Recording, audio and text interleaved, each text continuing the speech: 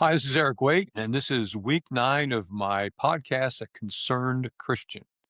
The reason I'm doing this podcast is because I'm very concerned about our country, that the United States of America could very well be judged by God. And again, I want to emphasize I'm not saying that I'm like an Old Testament prophet that God has told me that he's going to judge America. I just am very nervous as I look at our culture and the way we've basically turned our backs on God as a culture. And I'm going to talk about them in a few future podcasts, the specific things I believe that really upset God about our culture and why we need to do something about them. And my premise on this is although I think a lot of believers are unaware of the danger. I think a lot of us are nervous, are unsettled, and think, "Hey, things aren't as going as well as they should," and so we have this sense of foreboding, maybe. And so, the one thing I think the church needs to change, the major thing I think we need to change, is our prayer life. And so, the last 4 or 5 weeks, I've been talking about how God wants us to pray. And I think it's been very specifically revealed through the Lord's Prayer what God thinks we ought to pray about.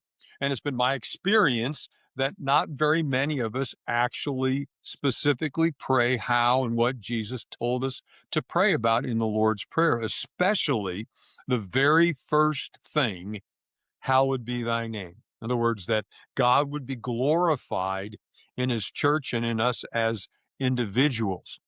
And I see that very much lacking. I know it was lacking in my life for many, many years. And it's like a light bulb went on one day when I was reading scriptures. God, Jesus said, "Hey, this is what you should be praying." So ever since then, I've been praying regularly, primarily that God would be glorified in his church. And I talked about God being glorified in his church, about the amazing truth of who God is. We call him his Father. Talked about thy kingdom come, which I think is evangelism.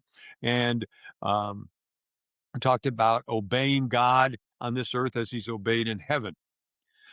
Well, that's all I'm going to talk about the Lord's Prayer. I have just one final, I guess, episode I'd like to just kind of visit about prayer about. And this is another thing that I think is very obvious in Scripture, but it was so obvious that I missed it for a lot of years. You remember I said that early in my ministry, I realized that Jesus, when he prayed for the New Testament church in John 17, he prayed that we would have unity, the same unity in the local church that existed between the Father and the Son and Holy Spirit in the Godhead. And this was how the world would know that Jesus came from God. And I thought, wow, if this is what Jesus prays for the church, I ought to be praying this for the church. And so, yeah, I did. Early in my ministry, one of the top priorities of my prayer life was unity in our church, in the local Christian community. Anyway, but it took me a long, long time to figure out that Jesus said, "Hey, this is how you should pray." I mean, I'd heard it, but I didn't do it. But another thing that took me a long, long time to figure out were the prayers of the Apostle Paul. And God used a book, I've already mentioned it once, A Call to Spiritual Reformation, Priorities from Paul and His Prayers by D.A. Carson. I'll even hold it up for you if you want to look at it. This is a great book. And basically what he does is he goes through the Apostle Paul's prayers and teaches on them. And I realized as I read that book that a very important truth. The New Testament's inspired by God, right? And these are the prayers that were written down in the New Testament that Paul prayed for his churches. Okay. And so if these prayers are inspired by God, doesn't it follow that these are the kind of prayers that God would want us to pray? I think it's obvious. It's so obvious that I missed it for years, years and years and years. And I thank God for Dr. Carson and the book he wrote. I was so impressed by it that I did a whole series called Praying with the Apostle Paul. And of course, the goal of the series was to get our church praying like Paul prayed. So not only would I encourage us to pray John 17 and certainly the Lord's Prayer, but I also encourage us to pray the prayers of the Apostle Paul. Paul was inspired by God to write these prayers down, and these are the things that God thinks are important for his church and for us as individuals. So why aren't we praying them? Why aren't we?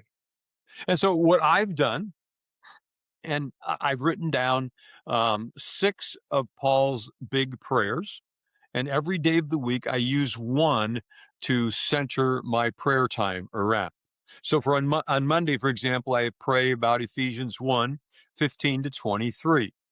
And I'm not going to go through all these for you. And Tuesday, it's Ephesians 3:14 through 19.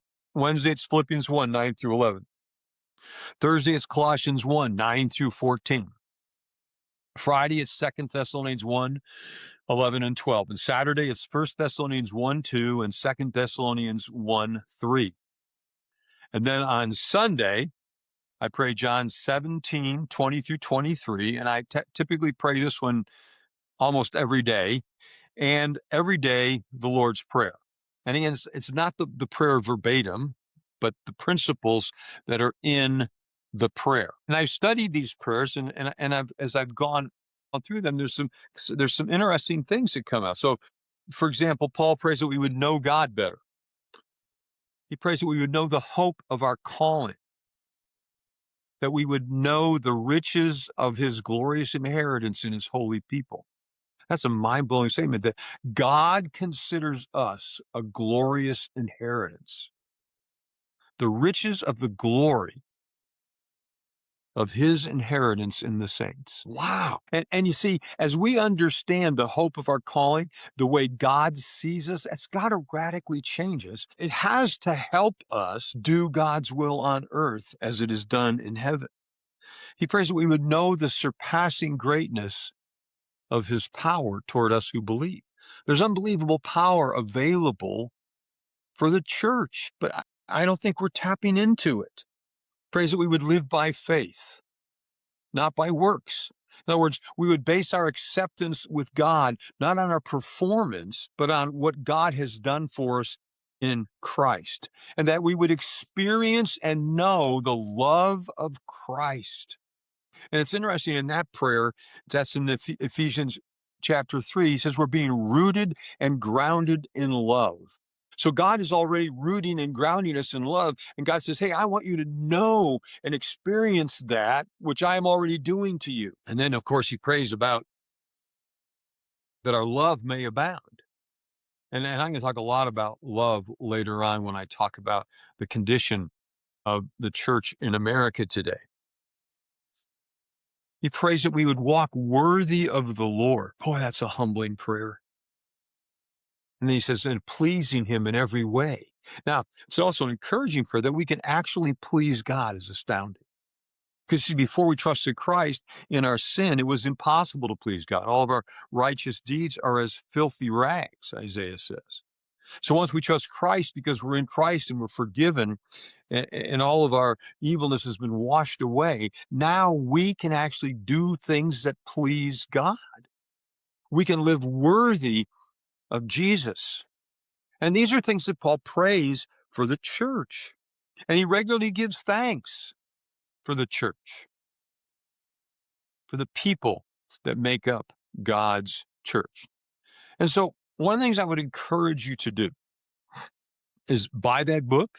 Not Dr. Carson has no idea who I am or anything like that. So believe me, I'm not getting any commission or anything off of this deal, but it's a great book. It's a great book. And I encourage you to buy it and read it and then say, okay, Lord, this is what you inspired Paul to pray. And so now I'm going to start praying these prayers for the church and for myself and my fellow believers in Christ. Somehow it strikes me that these are the things that God thinks are important. And if these are the things that God thinks are important, and we pray these things, that's what it means to pray in Jesus' name.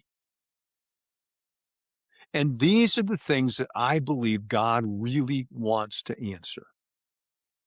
And yeah, keep praying, for people's marriages, for loved ones that are sick and are going through hard times, et cetera, et cetera. There's nothing wrong with praying for that stuff, okay? I think that's good stuff to pray for, but I think it should be on the bottom part of the list, not the top part.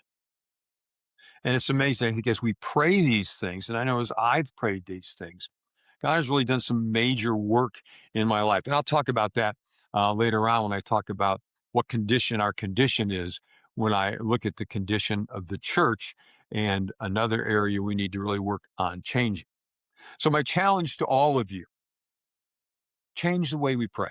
Now, probably a lot of you already had figured this out because probably a lot of you are a lot smarter than I am. But honestly, I got to tell you, when I listen to people, whenever there's group prayer requests, I can hardly ever remember hearing somebody say, "Would you please pray that God would be glorified in His church? God would be glorified in my life." And these other things, I don't hear them. I don't hear them. So I would just encourage and challenge us to make these prayers, the ones that God clearly thinks are important, the major part of our prayer life. Thanks very much for listening. And really, if you've continued to listen to these, I'm amazed. I really am. And I truly appreciate it. And again, I'm looking for people that will join with me in praying like Moses prayed in Exodus 32 and Numbers 14, that the God of the universe would be glorified in His people so God doesn't have to judge our nation. So thanks for your time. Have a blessed week. See you later.